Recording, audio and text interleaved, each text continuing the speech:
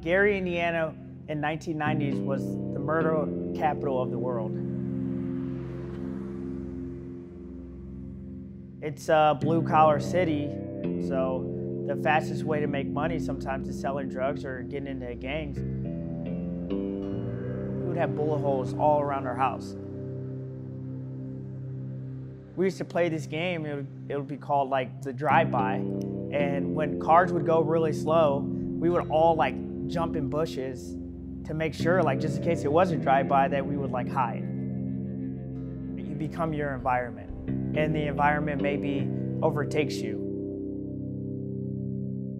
I grew up in Griffith, Indiana, which is probably 5 to 10 minutes from where the Escobedo family grew up in Gary.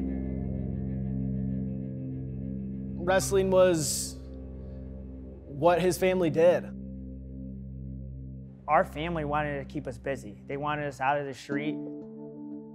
My uncle was somewhat of a fanatic, you know, like he really wanted us to learn all the wrestling moves. He just tore down his living room, like no carpet, just straight wrestling mats in the living room. And then he would write down all the moves that he can think of, put them up on posters all around the wall, and then we would have to hit each move like 5 times and go through the whole sheet around the whole house. We would have to spend nights in our van for tournaments. Kids would be like, oh yeah, what hotel did you stay in? Our joke was we would say, you know, the Blazer Inn or Tahoe Inn, like, and they're like, oh, I never heard of that. So I always thought of wrestling as something that I could do that could make me experience things outside of my environment. I was a 4-time state champ, had 1 loss in high school. I think I could have pretty much went anywhere at the time. I wanted to stay close to home and be around, you know, my families. 2 of my cousins wrestled on my team at IU. I wanted to be with them. Scores effectively 7-2, and who gets the takedown? Angel was a 3-time Big Ten champ, 4-time All-American, and a 2008 NCAA champion. Last double by Escobedo, and he scores. After I won the NCAA title, I pointed up to the stands, and my family was all there. That was me.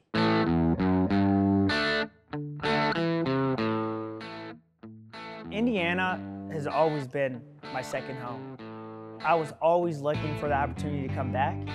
And so when the job opened up to be an assistant, I immediately, you know, told my wife, I think this is a sign from God that, you know, this is my shot to go back. I'm extremely blessed to be here at my alma mater and leading this program. I want to be someone that's legendary, you know, as an athlete and then now as a coach. Bloomington, Indiana is his home away from home, but it's his home now. I have a lot of emotion when it comes to the state of Indiana and this program because of how much it helped me. The less you give, the more doubt you have. Having a legend as our coach in the school's history, it gives me a sense of calmness almost because you know it's been done, you know it can be done. Good. Circle your feet. Circle your feet, Jacob. We have 8 wrestlers in a 50-mile radius from Northwest Indiana. Yeah, Indiana's a big basketball state, but that area alone, I feel like wrestling takes over.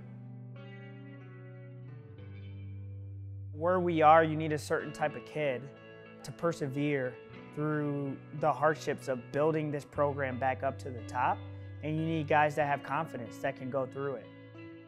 He really took a chance with a lot of the kids that he recruited in state. He took a chance with me. I wasn't even in the top 100 recruits. I never won state. I think he offered me strictly due to the fact that I love competing. He knows what a hard life can be like and what struggles can look like at a young age.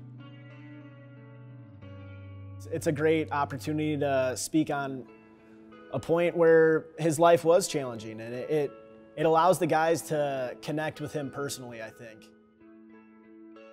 The kids that I bring into this program can use wrestling as a vehicle to get to wherever they want to be. And so hopefully I can provide that inspiration to my guys that it can be done here and that I'm waiting for someone to beat my records.